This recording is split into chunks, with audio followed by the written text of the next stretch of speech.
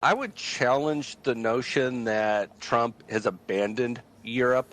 What he's doing is putting a foot up their butt and making them do what they should have done. We can point to 2018. There's a pretty well-known tape up there of him talking to the European leadership about purchasing natural gas from Russia and not spending on defense. They all laughed in his face. That's clearly changed. And this is a man, I've been watching this guy for 45 years. There's what he says and what he does. That's Europe. When we rotate to the Pacific on this, he says a lot. He's raised the point about Taiwan, but he does see China as the number one geopolitical threat to the United States. In fact, that is a consensus within the United States. So while there's a lot of talk about this, it's my view, I would have a hard time seeing him really abandoning Taiwan. And also, on the flip side, I have a hard time seeing Xi actually making a military play against Taiwan near term because he keeps firing the generals in charge. Where then does this leave the security alliances in this region, Brian, Quad and AUKUS? Is there a US commitment to this architecture, and can we draw a line to the beneficiaries of these alliances? Yes. So with Europe, he's saying, you take care of your own business. You can do this.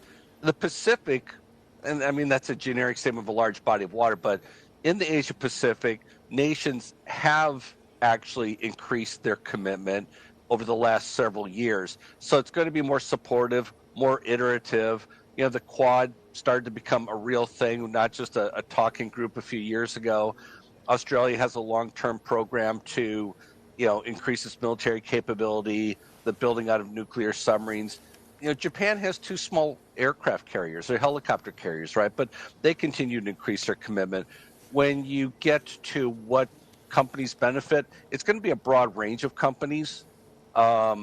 Which stocks continue to perform better. That's going to get to be more, program specific. For example, a Mitsubishi Heavy, clearly they're going to benefit from defense, and the stock has done well. But defense is not the majority of their sales and their profits, so it's going to be incremental.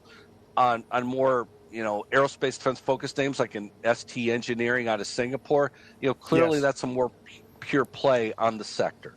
Brian, can we take the conversation to South Korea, and how would you characterize the threat level from DPRK, and what then are the implications for, especially when there is a conversation here about an Iron Dome-like surface-to-air defense system for South Korea to defend itself from the DPRK? What are the implications there for Hanwha Aerospace and the other parts of the military-industrial complex in South Korea and elsewhere, for that matter?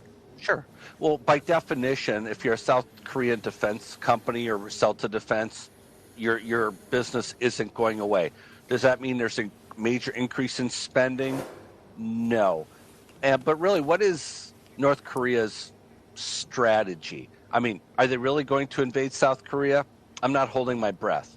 I think that China looks to North Korea and says, as long as it exists, I keep Japan and South Korea off balance, and I don't have a refugee problem. If I'm Kim Jong-un, which I'm not, I'm going, how do I stay in power? I think that status quo stays there. Sometimes it's more saber rattling than other times. Makes perfect sense, however, for South Korea and Japan individually and collectively to make sure they can handle their own stuff.